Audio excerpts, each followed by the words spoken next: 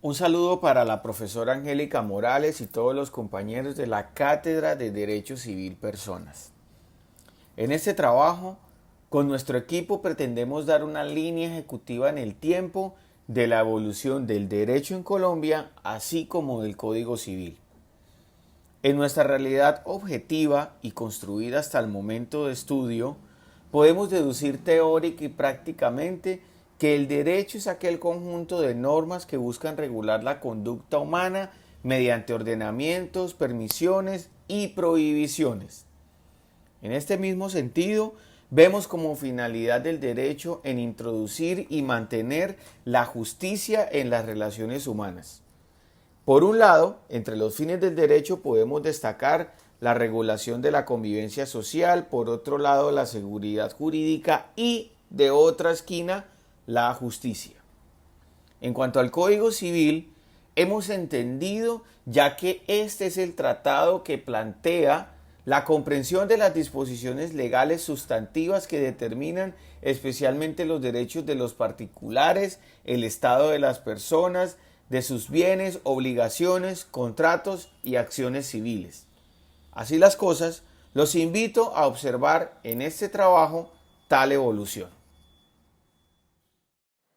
Centrándonos más en la evolución del Código Civil colombiano a partir de 1873, podemos encontrar que en este año los Estados Unidos de Colombia adoptaron como Código Civil de la Unión el Código Civil de Chile con algunas modificaciones, como por ejemplo que el Código Civil de Chile tenía 2.524 artículos y a los Estados Unidos de Colombia llega al artículo 2.683.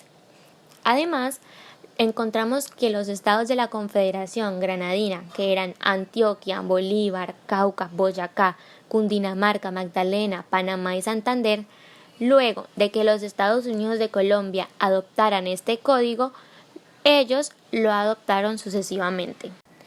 Continuando a 1886, encontramos que en este año se configura la República Unitaria y Centralista de Colombia por la Constitución de 1886, en donde se adopta el Código Civil de la Unión como Código Nacional. Además, 4 meses después de la Ley 153, se sentaron pautas fundamentales sobre la interpretación de la ley y aplicación de la doctrina constitucional y las reglas generales del derecho, que en distintas épocas le han permitido a la jurisprudencia pretoriana avances importantes del derecho. Además, en 1886 se da la creación de la Constitución Política, la cual es orientada principalmente por los principios ideológicos conservadores. Fue proclamada el 5 de agosto de 1886 y dispuso la Constitución de 1863, que tenía carácter liberal. En 1887, la Ley 57 de abril de este mismo año dispuso que la solicitud de reconocimiento del hijo legítimo se puede formular con el solo objeto de exigir alimentos y que los hijos legítimos excluyen a todos los otros herederos.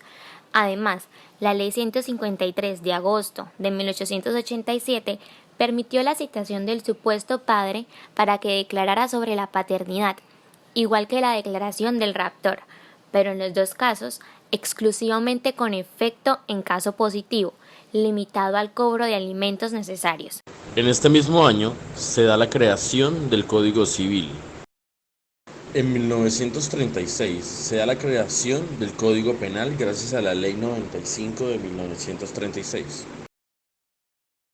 En 1968 se da la creación del ICBF gracias a la Ley 75 de este año, y su función es promover el desarrollo y la protección integral de los niños, niñas y adolescentes.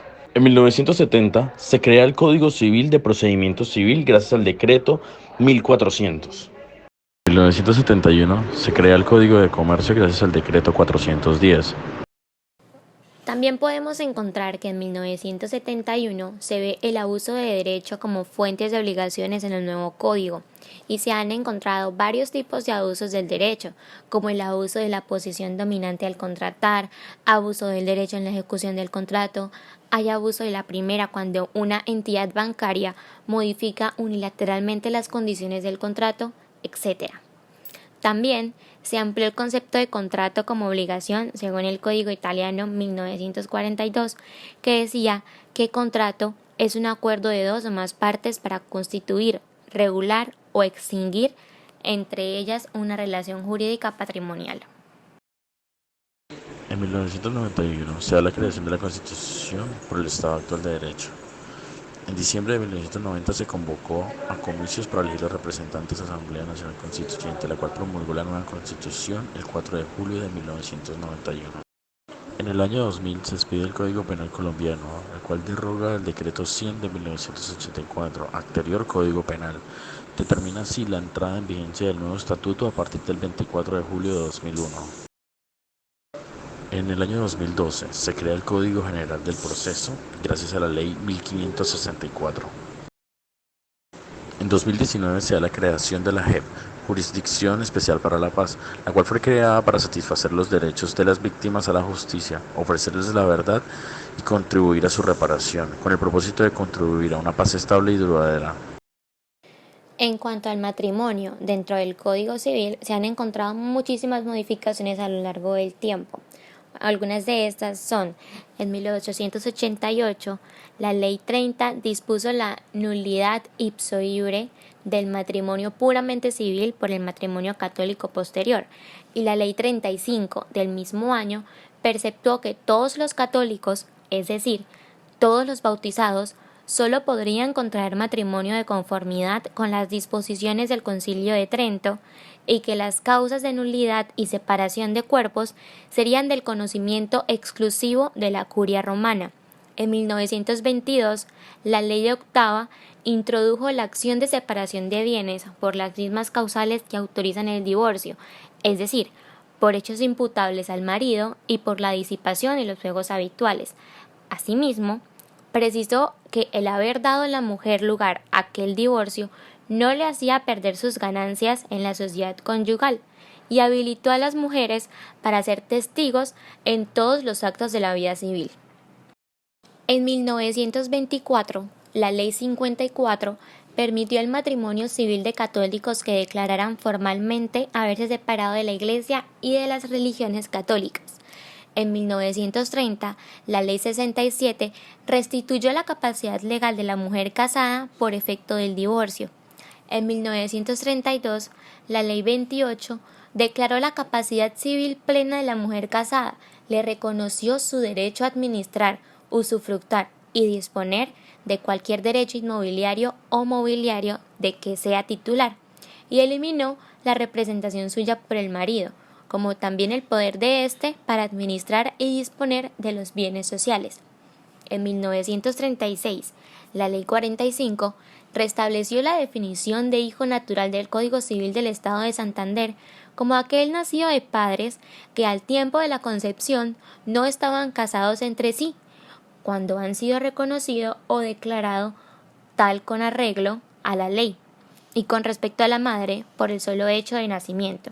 También se establecen las causales de la declaración judicial de paternidad y adicionalmente reconoció el derecho herencial del hijo natural en la sucesión paterna como la mitad de lo que le corresponde a un hijo legítimo. En 1938, la Ley 92 reguló íntegramente lo relativo al registro del estado civil de las personas, con asignación de la función a los notarios, alcaldes y cónsules, y determinó que en adelante solo se tendrían como pruebas principales del estado civil las copias de las partidas expedidas por aquellos funcionarios, es decir, que la Iglesia queda excluida de esta posibilidad. Además, en 1968, la Ley 75 reformó íntegramente la materia de filiación a partir del reconocimiento de hijo natural, que puede hacerse antes de su nacimiento, el reconocimiento del hijo de mujer casada, la impugnación de la filiación legítima, la investigación judicial de la paternidad, la reducción del tiempo mínimo de posesión notoria a 5 años, el acogimiento de una nueva causal, que encierra el trato personal y social dado a la madre durante el embarazo y parto, el empoderamiento del juez para decretar pruebas de oficio.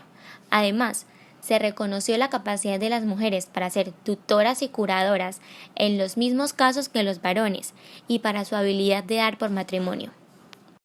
En 1974, los decretos extraordinarios 2820 y 772 de 1975 modificaron el articulado del Código Civil en el sentido de igualar la condición de mujeres y varones, con especial acento en lo que hace a su posición dentro de la familia, poderes de dirección del hogar, representación de los hijos menores y usufructo legal.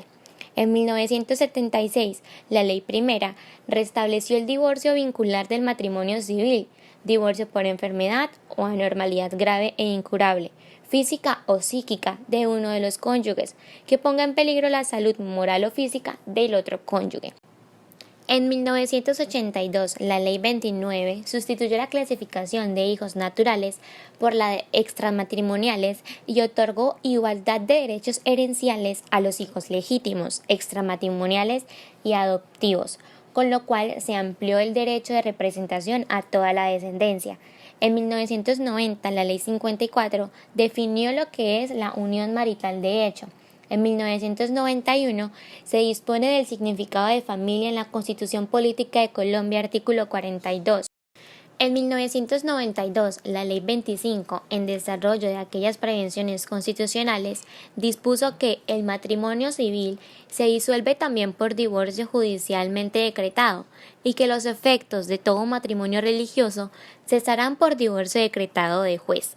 Reconoció universalmente el divorcio sanción en los términos de la Ley Primera, el divorcio por separación de cuerpos, judicial o de hecho por más de 2 años, y el divorcio por mutuo consentimiento. Además, la Ley 33 aprobó el Tratado de Derecho Civil Internacional de Montevideo. En 2001, la Ley 721 introdujo como prueba ineludible y definitiva de la paternidad o maternidad la de los marcadores genéticos de ADN. Ahora, con referente a los bienes, podemos ver que en 1928 la Ley 120 reconoció la legitimación de los acreedores y cualquier otra persona que tenga interés en hacer valer la prescripción a utilizarla a pesar de la renuncia expresa o tácita del deudor o propietario y proponer la acción declarativa de pertenencia. De 1931 a 1996 se autorizó y reglamentó la constitución de patrimonios de familias no embargables y las leyes 91 de 1936 y 495 de 1999 la reformaron. En 1996 se estableció la afectación de inmueble a vivienda familiar, la Ley 200 de 1936 sobre régimen de tierras, reformada por la Ley 100 de 1944 y posteriormente por la Ley 135 de 1961 y la Ley 160 de 1994. Se estableció el poder a declarar la extinción del dominio de predios rurales a favor de la nación por el no ejercicio de la posesión mediante explotación económica por espacio de 10 años continuos. Aceptó como prueba de la propiedad privada frente al Estado los títulos inscritos en que consten tradiciones por un lapso no menor al que señalan las leyes para la prescripción extraordinaria. De 1946 a 1968 se establecieron los parámetros para la vivienda en comunidad. Y por último, con referente a los contratos, la Ley 153 de 1887 aceptó la relevancia del contrato de promesa. El Decreto Extraordinario 960 de 1970 expidió el Estatuto del Notariado con reglamentación íntegra de la función de su ejercicio y de la carrera notarial. La Ley 56 de 1985 entró a regular los contratos de arrendamiento de los inmuebles urbanos destinados a vivienda y a determinar el valor del canon respectivo y sus ajustes. Este régimen fue modificado por la Ley 828 del 2003. Además, la Ley 222 de 1995 reguló el ejercicio de la acción revocatoria por fraudes a los acreedores por parte de estos y del inventor de aquella. Y la Ley 791 del 2002 modificó el régimen de la prescripción. Como conclusión, es importante dejarle a ustedes la siguiente reflexión. Estamos casados con la tesis que nos brinda la sociología jurídica en cuanto a la relación simbiótica del derecho con la conducta social y a su vez con el ser humano. Así las cosas, desde esta perspectiva, debemos entender que el Código Civil está condenado a sufrir sustanciales cambios, mutaciones y transformaciones en el tiempo en la medida que el ser humano evolucione, como es su característica principal. Por ello, lo que hemos visto hasta ahora es solo el abrebocas de los cambios normativos y sociales que las nuevas generaciones de la humanidad traerán consigo, y así el desafío jurídico para lograr esa convivencia social, en este caso particular con el Código Civil como herramienta de ello.